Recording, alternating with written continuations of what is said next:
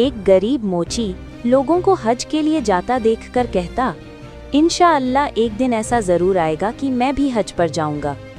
फिर वो बड़ी मेहनत से लोगों की चप्पलें सीकर पैसे कमाने लगा। कुछ पैसे घर के खर्च में लगाता और कुछ बचाकर जमा करता रहता। सालों की मेहनत के बाद आखिरकार उसने हज के लिए पैसे जोड़ लिए। जब पैसे पूरे हो गए तो वो हाजियों के काफिले के साथ हज के लिए रवाना हुआ। रास्ते में जब काफिला आराम के लिए रुका तो मोची जंगल की तरफ चला गया।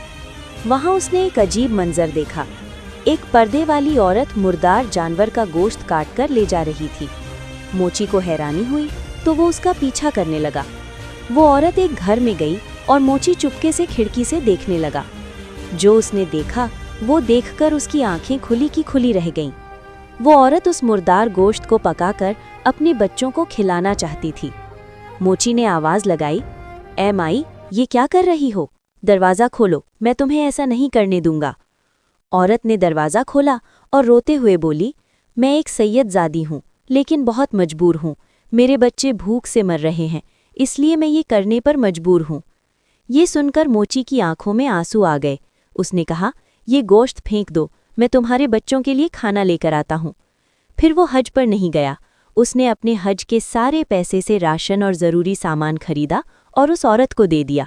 वो औरत अल्लाह से दुआ करने लगी, ऐ अल्लाह, इस नेक इंसान को दोनों जहां में कामयाबी दे। मोची वापस अपने गांव लौट आया। कुछ महीनों बाद जब हाजी वापस आए तो मोची उन्हें फूलों के हार पहनाने लगा। हाजी हैरान होकर बोले, तू हमें हार क्यों पहना रहा है? तू तो हमारे साथ हज पर था, हार तो तेरे गले में भी होना चाहिए। गांव वालों ने कहा, ये क्या कह रहे हो? ये तो हज पर गया ही नहीं, रास्ते से ही वापस आ गया था। सब लोग हैरान रह गए। फिर उन्होंने मोची से पूछा, तूने ऐसा कौन सा नेक काम किया कि अल्लाह ने तेरा हज घर बैठे ही कबूल कर लिया?